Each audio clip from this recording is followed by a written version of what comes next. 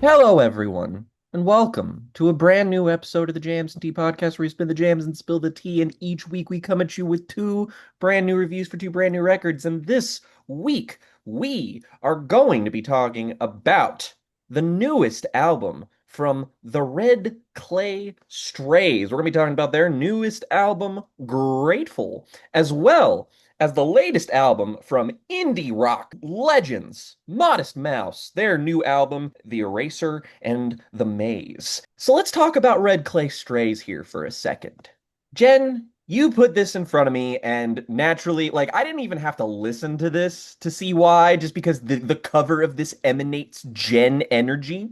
So, how'd you hear about these guys, and what are they all about? Because they have quite the unique sound for a modern band, I think. I got to see the Red Clay Strays way before they started to blow up because in 2023 they got booked for my hometown's country music festival. So Wow. yeah, so I've been following these guys for a few years now, and I've been a big fan of theirs for a long time because they bring this flashy showmanship to very classically inclined country music in a Hmm. way that appeals greatly to me as a person who likes thinking about the kind of persona of the country music star. This guy, Brandon Coleman, is a feast for my thoughts in that regard. He looks like if Elvis and Boyd Holbrook did a fusion dance. He And does. Wow. and he has a vocal range that goes anywhere from like Roy Orbison type stuff Yeah. to Manic Street Preacher gravel. And Yeah. Yeah. they had this big hit called Good Godly Woman. Funnily enough, you actually hear it in Doctor Sleep very briefly. So you've heard their music way Wow. back. I saw these guys back in 2025 and they pulled a gigantic crowd at Railbird. Mm. And these guys classify themselves more readily as a rock band, which I think is very interesting Hmm. because there are a lot of country publications looking at the Red Clay Strays aesthetic and immediately put them under like this is new country that belongs along the shoulders of people like say Tyler Childers, people like say maybe Coulter Wall, Flatland Cavalry, if you know you've got more of a hipster who's trying to figure out where these guys are supposed to be situated at. Little Zach But Brown band. yeah, but I believe them when they say that they're a rock band first, because what separates the Red Clay Strays is that they have a foundation on the origins of blues and rock and roll Yeah. in a way that a lot of their contemporaries just don't have.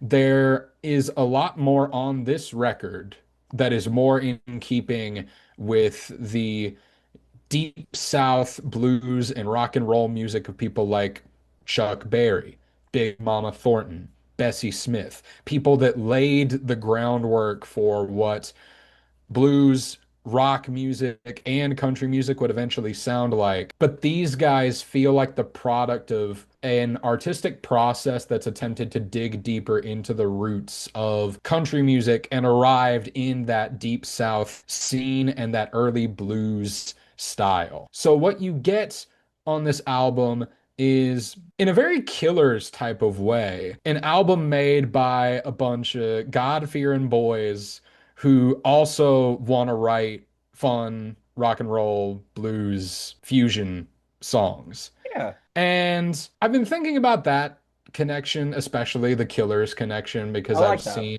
like getting into their roots, I've seen mentions in the blogs of like they do have a real commitment to their faith that shines through in how they talk about their own creative process and in their lyricism. So really, these guys do have a Christian inclination to their music that's absent from even a lot of the mainstream country music that I feel like proposes that God-fearingness. Like, let me put it this way. There are a lot of really popular songs by a lot of really popular musicians from the last 10 years that tried to do this swing into rootsy religiosity that was an attempt to put some kind of accent on that performer's career and bona fides. Think Blake Shelton's God's Country, or Ah, yeah, yeah, yeah, yeah, yeah, yeah, yeah. That's a good example. songs off of, Hardy's albums where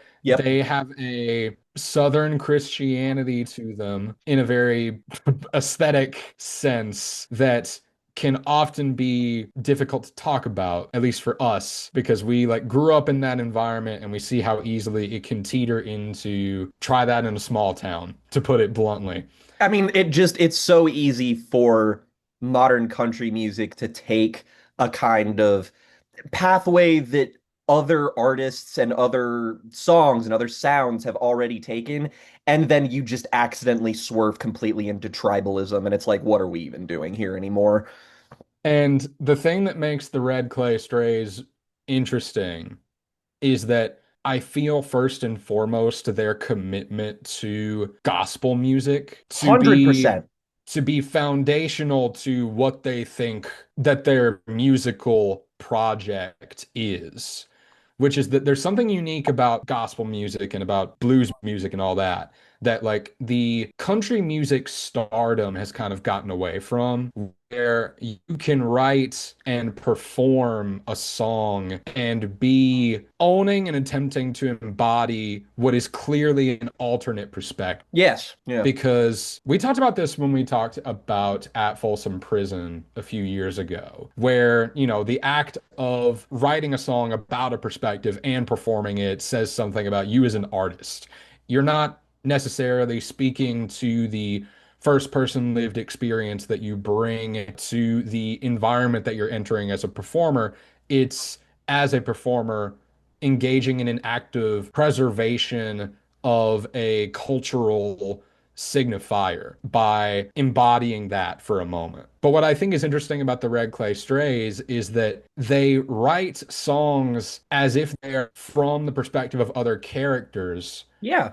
But more often than not, I find it interesting to think about these songs as a product of Brendan Coleman's mind, because a lot of this is his pen, if I'm not mistaken. And so I find it interesting to see a songwriter who attempts to portray his personal struggles so externally and with so much narrative flourish, not just in the lyricism, but in the construction of the music. Because when you write a song, when you start your album, the song like Demons in Your Choir, Oh. you're not necessarily just writing a song about communicating that sentiment. You're also making music that you want to have fun listening to and putting on. There's a show tune quality to a certain kind of gospel music that if you get it, you get it. Mm-hmm. Where there's a certain kind of person that just as much as you see the fervor of a certain type of musical theater fanatic when, say, the opening notes of the Phantom of the Opera come in. Mm-hmm. If you play that person the right gospel song, the same reaction Yep. happens. Mm-hmm. And the Red Clay Strays make music for those people, the people that get that out of a certain kind of gospel music. These Bumpkin songs Theater are Kids. written, there's a bombast Yeah. to this very raucous, very churchy music that I think is really, really, really fascinating to unfurl. So what do you think going into this? Because how much of their stuff had you listened to before? Zero. Never heard of these guys. I went in completely blind. And so honestly, when I turned it on and I got hit with Demons in Your Choir, which is my favorite song on here, I was like, okay, these guys got it. And by it, I mean a really tight grasp on their sound. I think that it is genuinely so hysterical that you see places like you mentioned, like Nashville or something, that like they're trying to position these guys alongside other modern guys, like trying to make sense of them, like they're this new thing that they can maybe they can ride the wave of or anything, where it's just like, buddy, this isn't a new thing. This is where you started, Nashville. Like, buddy, this is what you used to fucking sound like. And so it's just strange that the country music machine has now like completely turned in on itself. But Demons in Your Choir, man, like this has the bombast. That's the word that you used, and I couldn't agree more. Like I think the word that I thought of a lot was melodrama. This song Yeah. brings the melodrama. And it also has a decently like I wouldn't say topical, but at least quite relevant sort of like message within it. Just the idea of the corruption of others just kind of seeping into you just through proximity. And it's like that's not like a new notion or anything, but like I don't know, when you combine it with the modern context of the entire world, it's like yeah, I think we need more people singing songs about how we're a little too friendly with people who do some really shitty things. And that's more or less what this is about, reckoning with the fact that, just because you're using your faith as a shield doesn't mean that a bunch of snakes also aren't going to hide behind that shield and pose as your neighbors. And that's kind of what the album flirts with as kind of its theme. There is a lot of character stories on here. Like immediately afterwards, you get the song Don't Want to Know, which is a song about a guy who is just sort of obviously shutting out the fact that his brother that he works with is going to do something very illegal to the mine in which they work at, but we're not entirely sure what, just because Well, there's some it's details also that are about left out. it's also about him seeing his cousin. This is so funny. Yeah, I it love is. this. I love the verse on this where he's talking about seeing his cousin having like wandering eyes and adulterous thoughts.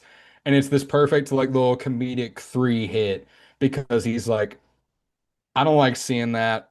Also, his wife will kill him. Yeah, like this is more than just me where it's take that. Like I don't like the lyric is just like, I don't like being a liar or anything, but when we got this going You're on, putting me in this horrible position, cousin. I don't want your wife to kill you, but you also yeah, shouldn't do this.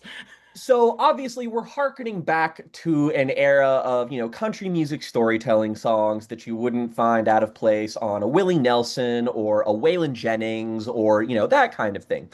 And honestly, this stuff really works. It's really solid, it's fundamental, but the key thing for me here is the core strength of this album is in how thoroughly this band understands its own sound. And more specifically, how wonderkind modern country producer Dave fucking Cobb understands this band's sound. Because everything here is textural and weighty. Like when you turn on Demons in Your Choir, you feel the space that this song is performed in. The reverberations of the walls of the church are all over this entire album. And so you really get that sense of place. You get that sense of belonging. You get that just sort of communal vibe. And then you throw in the instruments in there and throw in some Lynyrd Skynyrd guitar tonalities on there. And oh God, the sound of this is just unlike anything you will hear today, including from other country records, even other country records I really like. This has way more grit, way more punch, and honestly, I think that the world of country music would be even better if more things actually sounded like this. The only real problem I have with this album is that occasionally I feel like their song conceits get away from them just a little bit. Sometimes they really work, like on Demons in Your Choir, Don't Want to Know, Walking Away, Do Today, The Closer Grateful, like moments where everything just comes together. Then there are moments like People Hating, which obviously is probably like, you see the song title and it's like, are we gonna go in the direction that we think we're going in here? And yeah, we do. And it's not really necessarily even that the song is about what it's about. It's really more how it's about it for me, and that the song is just very structurally repetitive. Like it just keeps revisiting this point and it refuses to elaborate and just ends up coming across like, boy, all these people sure are complaining these days, and I don't know, guys. And it comes across as less involved and a little bit more like distant and finger waggy than I would like for it to. Because, like, here's the thing with stuff like this and with music like this, where, like, you can kind of approximate the politics of the people who made it in some respect. And, you might know where they're coming from. And Jen and I are people who might even sympathize with a perspective or two that other people might not. But here's the thing, when you make an explicitly political or an explicitly topical song, which this does attempt to do in some respects, the key to success or failure is this. This is my rubric for judging these songs. If you walk away from them and you still don't know what they're complaining about, then it's probably not a super well written song. And granted, this is the most like this is the biggest example of this phenomenon happening on this album. I wouldn't say it like weighs it down super significantly, but it's enough for you to be like, these guys feel like they have a grasp on what they want to write. It's just that the execution is sometimes there, sometimes not. It's buoyed by the sound, but there are moments where I do feel they slip just a tiny bit, but they have a lot of versatility that I still think carries them through even the weaker moments. Yeah, my feelings on people hating are complicated because this song has been floating around for a little bit. And yeah, the lyrics have this frustrating, non-committal Hmm. choice of words to it, where you're not exactly sure what's really pressing here. But it does start with there are important moments of context that I think make me see this song in a slightly better light. And it does come completely from the text. So maybe I'm Hmm. being a little bit too charitable. I don't know much about these guys' politics, but that makes sense if, you know, this guy, Brendan Coleman, is really following through on what he says in the opening line of this, which is that my mom always told me keep my politics to me, but things are getting like strange and I feel the need to say something. And like, I don't envy that as an epistemological No. position to be in. Like, I completely understand if you've fully inherited and fully bought into like Southern hospitality, how Hmm. you arrive in the headspace that produces a song like this. And there's moments where they go in the right direction when he's, one of these bars is, I'm sick of people dying in the street. I And was moments like just that, about to bring that up. I was like, yes, but who? Who are we talking about? We need to know. This is very fucking important. Like you say a lyric like, I'm sick of people turning on their neighbors. We instantly know what you mean and what you're talking about. You're being a little vague, but we've got it. And then people dying in the street, everybody giving into anger, and you're like, okay, I get where we're headed. It doesn't really feel like we are necessarily equipped to get there. Though I will say, if I reevaluate my feelings on this song, I feel like it does take on not a new meaning, but a more understandable one if you do view it as the writer trying to write this kind of song and failing. Like, I that see is in and it of itself kind of a statement.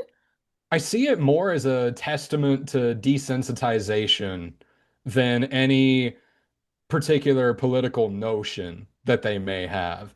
I Hmm. really do genuinely believe, and this is an important political position to start from for some people at some point. I Yes. really do believe that it really just seems like for some reason we start yelling at each other way too fast. Oh, It's not a yeah. bad place to be in and not a No, bad thought to sit with. And if that's all that the song is about, I can be a little bit charitable to that. that's okay. And it I sounds can see that. really good, so I will be a little bit charitable to And that. that guitar tone, man, it does sound really good. Like that's the thing is that even in this album's weaker moments, you could still like argue your way into a position where you can understand choices that maybe you don't 100% get along with creatively, but you always get why they're being made. Like it's a thing that like with music this sort of focused on its fundamentals, you really just have to be confident. You have to have a sound that makes you stand out from the pack. You have to have something that makes you, like if you're a band this size, you have to have a reason for some people to come and see you as opposed to whatever country music thing is popular at the moment. And these guys have a sound and an energy and a sort of communal spirit that I think is like admirable and I can latch on to. Even if their writing doesn't always grip me, it's like I don't know, maybe in like 5 or so years they'll be a little bit better at it because that's how it works with writing. And if they're still going to sound like this, then I don't really much care because we need more Southern rock to float around in the stratosphere. Like we can't just pin all of that on Tyler Childers, as good as he is at that. But we gotta have other people kind of sort of contribute to the scene a little bit, and these guys are doing a really admirable job of doing it. Like I would recommend listening to this album regardless of what you think of its content, purely for that unique sound, just because like throwing this on the stereo in your car and driving down the highway, man, like that's even if you don't love the lyrics, there is a vibe, there's an atmosphere. I feel like I'm arguing in favor of Drake and driving right now, and it feels really, really weird. But there's something to it. There is something to it. No, that there's a real experience of being alone in a car with music. We talk about it all the time. It's not Same with Billy something you can Strings. quantify. Billy Strings gives me the same feeling that this band does, where it's just like it feels like you got picked out of time because you don't make sense sounding like you do right now, but you're here and I'm just gonna enjoy it. And I mean, it consistently sounds great. Like my Yes, biggest appeal Cobb with doesn't this disappoint. band, and with this album is purely in the quality of the instrumentation and of the production, is they've got really strong melodies, Yes. really great, dense but textured arrangements. These guys really Hmm. know when to lean on reverb and they know when to make something sound a Yes. little more straightforward. Like I love the way that the vocals are handled on Can't Fix You, which is the most like Ooh, yes. Roy Orbison inclined, Hmm. and fittingly it takes this large, expansive space to it where there's one line where he just says, "We've been down this road before," but this Hmm. gorgeous vocal harmony comes in underneath it. It's like the Yeah. front of a truck. Honestly, you say Roy Orbison, like this, not that this album really has poppier moments, but like when everything is really tightly structured, when they are really reining themselves in, I do actually get a lot of Traveling Wilburys from this. Like you kind of have like the Bob Dylan-esque storytelling, songwriting, you've got the Roy Orbison vocal presence and the multiple like male vocal presences that that band had that this one also does. And, add a little bit of a twang to it, it's really not all that much different. In fact, I kind of prefer the production on this than I do the production on the actual Traveling Wilburys album. But, old boomer hot takes aside, Yes. Big thumbs up to the Red Clay Strays. thumbs up. It will Definitely it will recommend not this change your album. life, but it will do something to your ears that no other album this year will do. So where do we start with Modest Well, Mouse? you know what? You know what, Jen? Let me fucking tell you.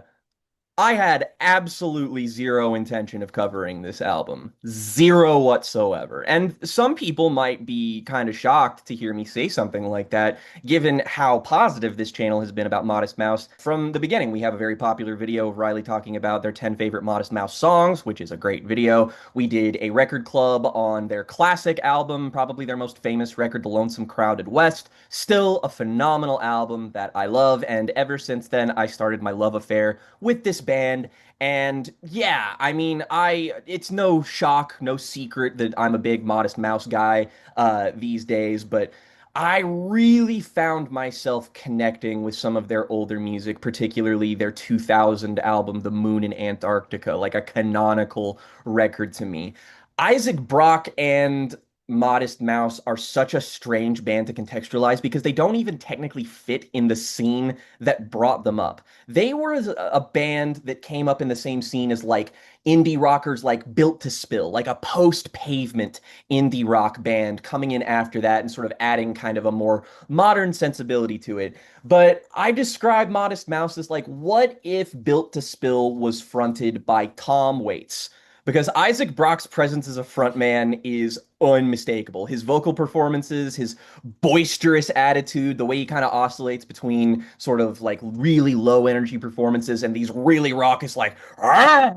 like things like that you're just kind of like, "Whoa, I didn't know that people could fucking sing like that on records before." And he's also a phenomenal writer. He's this very jagged, very interpretive, the kind of guy that we really love. So, again, no sort of like surprise that I love Modest Mouse.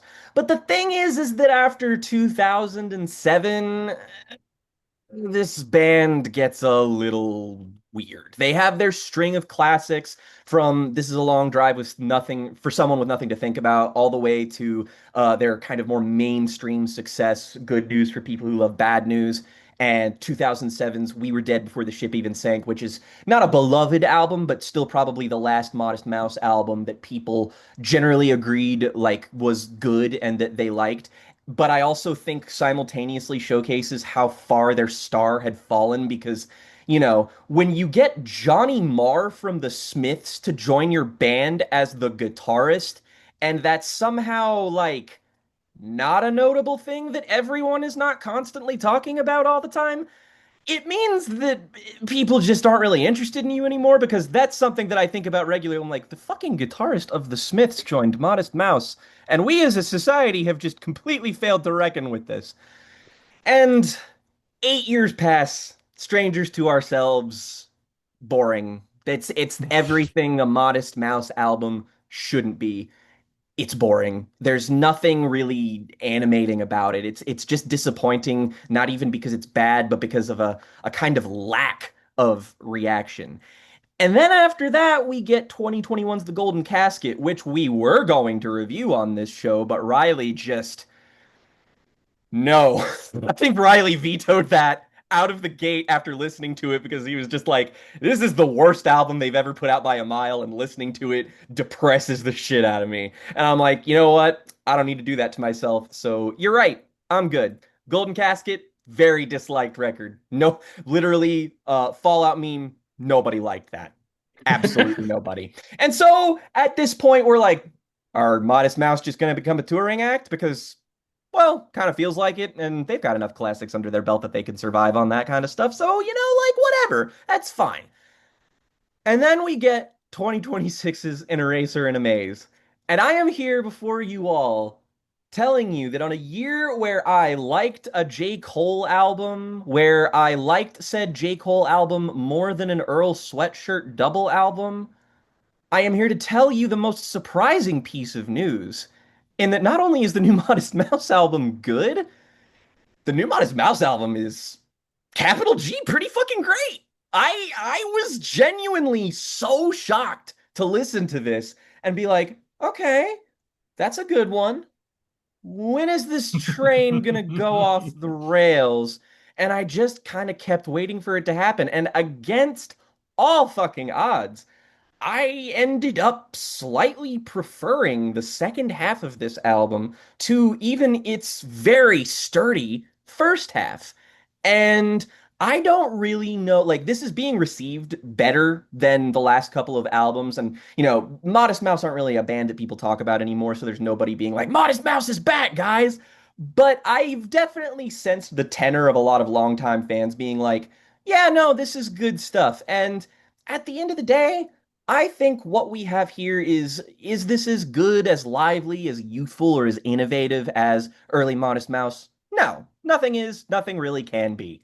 Is this an ideal example of what a mature Modest Mouse album of an older, kind of over the hill Isaac Brock sounds like? Yeah, I think so. So, Jen, as somebody who I'm once again guessing did not have really much experience with Modest Mouse, you've probably heard one song off of Good News for People Who Love Bad News just because it was a huge fucking hit back in the day. But Yeah, that said, we are here and you are confronted with an album that you have no context or precedent for, but is simultaneously something that, if the weirder frayed edges of Modest Mouse's early music are a bit too much for you, starting off here might ease you into it a little better. yeah, I mean, I didn't know much about Modest Mouse past Float On. I've heard a That's couple of it. their other more recent hits back when I used to listen to a lot more alternative radio than I do now. Mhm. But I basically went into this having no idea what to expect. And I see the post-punk revival and indie rock tags on this, and I'm Yep. thinking, okay, What? how post-punk revival? I not Yeah. in not to say that I had any reason to believe that this band would be incapable of this, because I genuinely don't know enough about them to make that distinction in the first place. It was just odd to see going into this.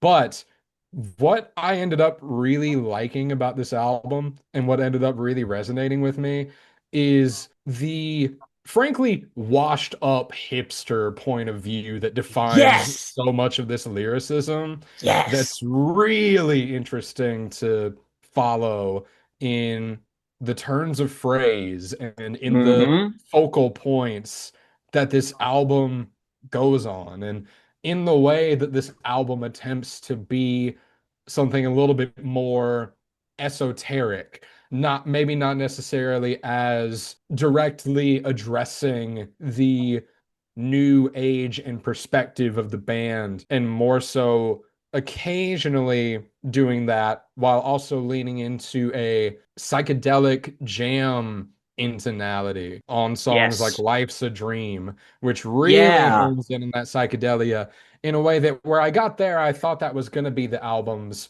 stumbling block, where after picking Dragon's Pockets and Remember Yourself, I was seeing a lot of really direct thematic inclination and Yes. political text Yep. being woven into the lyricism. And so then when I get to Life's a Dream and I'm like, okay, this is a little bit redundant. It's not as thematically dense. It's not even trying to be that. Hmm. So what does that mean for the album that it's occasionally going to be doing something more jam oriented? And what An Eraser in a Maze ends up being is much more of a portrait of disillusionment than newfound direction. But I find that very fascinating, and I've loved sitting with the lyrics and the song conceits on the album this week, which I was very surprised by. I really just thought, well, I hope I have some good guitar tones. But Yep. no, I've been like sitting and thinking about myself getting older while thinking about this Modest Mouse This album. album and opening night was a rough combination this week. Let me tell you. Wow. Um, Oh and boy. so where I realized that I actually am going to like this album quite a bit is, funnily enough, one of its silliest moments, Dog Bed in Heaven. Yes, you're 100% right because I know where you're headed. Yes, I completely agree with you. Because once I realized that this album was able to commit to a kind of silliness, I became much more endeared to its looser thematic arrangements. Once I realized that this wasn't taking itself as seriously as Hmm. like a People Hating, for example, Yeah. I was able to get much more with the wavelength of this. With songs like Dog Bed in Heaven, with songs like I Can't Talk Right Now, with songs like Absolutely Necessary Never, where I got to a point where even when I thought this is getting a little bit too redundant for its own good, it just kind of sounds too good to get frustrated with. I I was sitting in my car when I first turned this song on, and I was like a minute in, and I was like, this is like this is like a hit.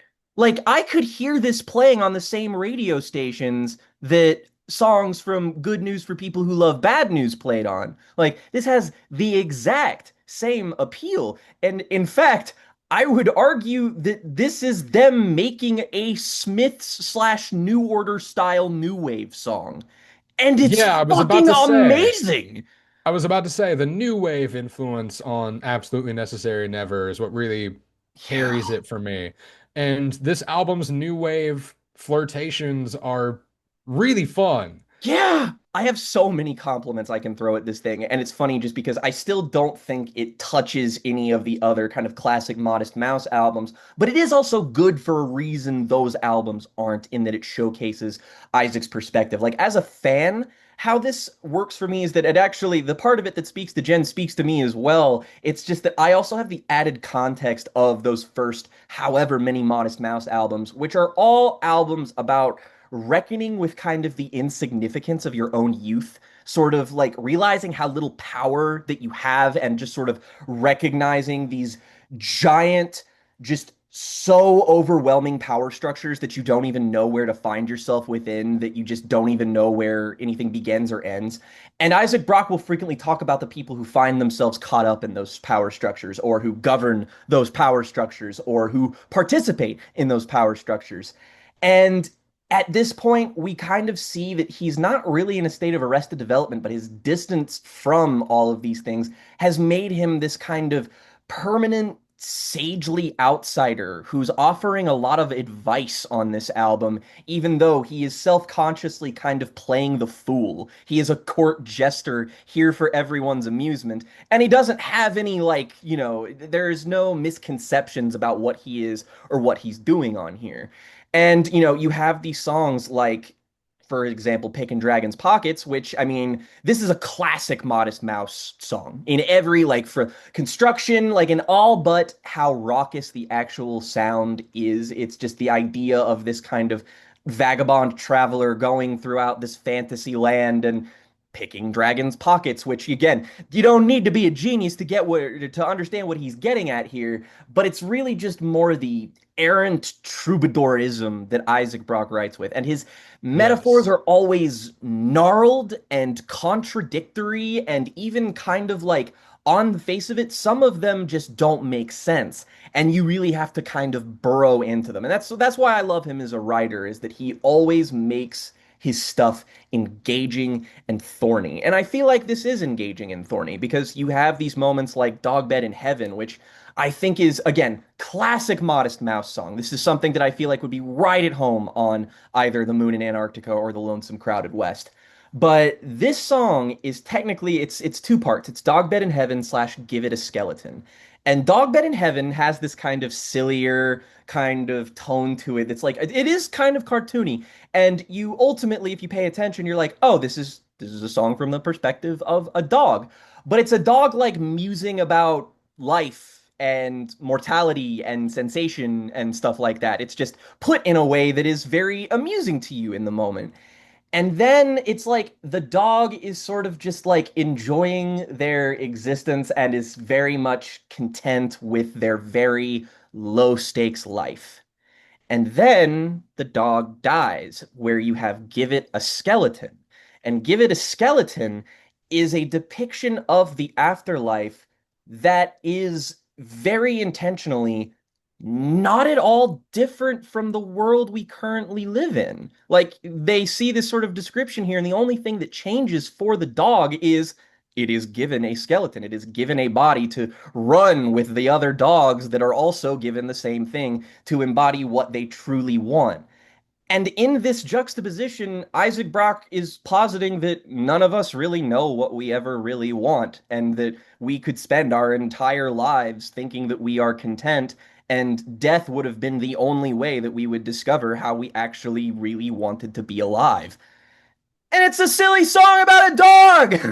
Like, Well, it's this. also, and it's a theme of reincarnation and a theme of, the Mhm. membranes of life and death and big stuff that keeps coming Yeah. up throughout this album. And I love the way that Life's a Dream thinks about Yes. dreaming and imagination as a way to process the nature of subjective experience, embracing the inherent limitation that you are only a single person by using our capacity to imagine something else instead to allow us to further understand ourselves.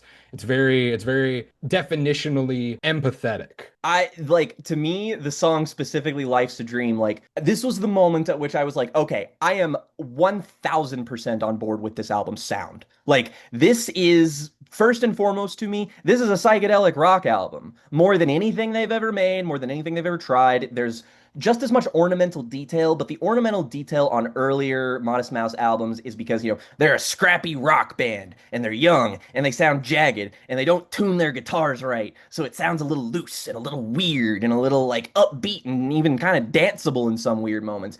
This is a little bit more straight-laced, but the ornamental detail and the kind of twinkly tonality of this album, it's so inviting. In fact, I would say that an album of theirs that has explicitly like not just tried to pivot into being a fully commercial album, like of their more sort of recognized artistic albums, it is the closest we've gotten to something sounding like the Moon in Antarctica as the Moon in Antarctica, which is a very gratifying thing for me specifically.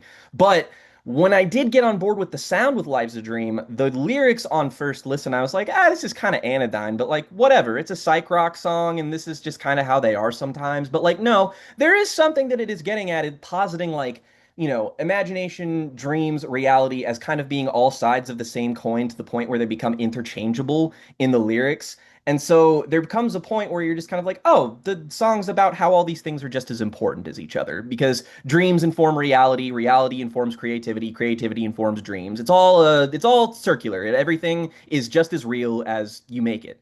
And like again, classic Modest Mouse stuff there. Like it's smart, it's intelligent, but it's also not like drawing that much attention to itself. And there are just other moments on here that I think are super satisfying. Speak and Spell, again, this is like a Really good. classic sounding Modest Mouse song. The buoyancy of the chorus here and the instrumentation. Oh, it's so much fun.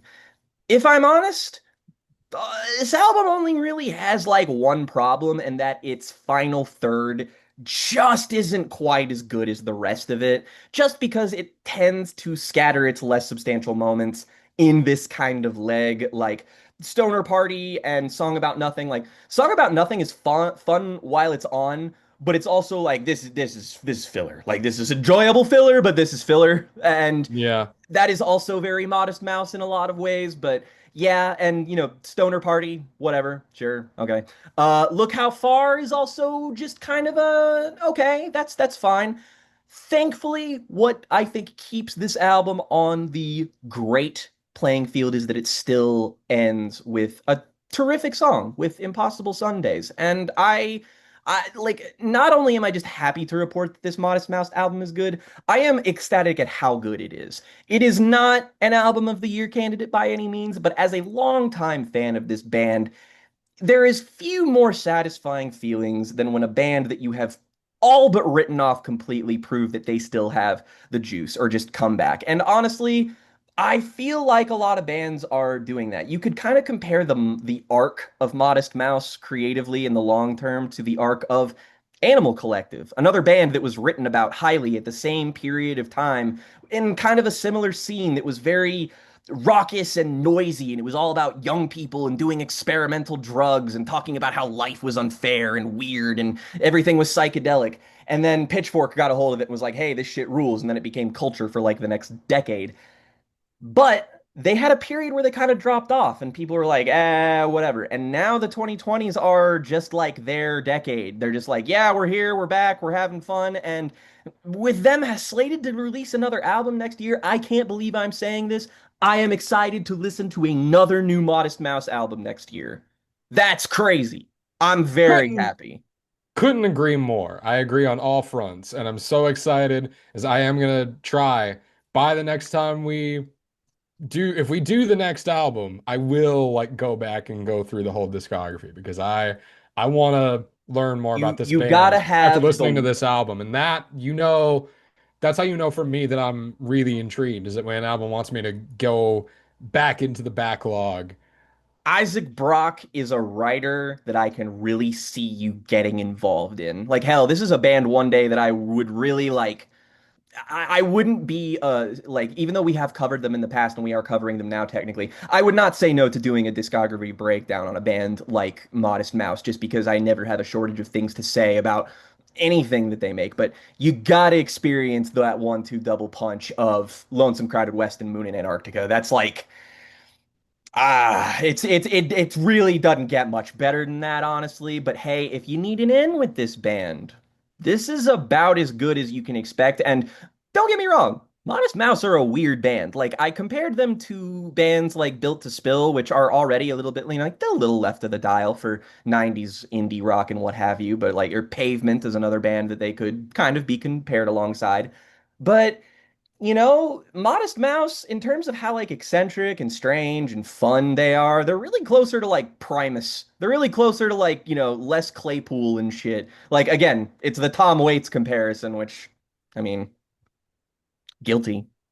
You know all about that, don't you? I might have a couple videos about that, Mr. Waits. And He's starring in a movie that's coming out soon. that's true. He's been He's in a in couple the movies new Martin actually. McDonagh film, which I keep seeing the trailer for, and I'm like, man, I hope that's great. I do too, because I recently rewatched Seven Psychopaths and forgot that Tom Waits shows up in that movie and is like, "Yeah, I killed the Zodiac killer," and I'm like, "This is the coolest movie ever made." So, big thumbs up to Big Modest thumbs. Mouse, man. Absolutely, man. Big, Much big thumbs love. up. Happy, happy day. And you know what makes it even happier? The fact that If you'd like to support the show, you can join our YouTube community page where you can see some exclusive videos, join our fan Discord server where we've been keeping up with new releases of all kinds together. You can follow us on Blue Sky at JamsNT and N, not an ampersand. Connect with us over there if you prefer. And as always, rock over London, rock on Chicago. Sprite, obey your thirst. Such a command. It's a little scary.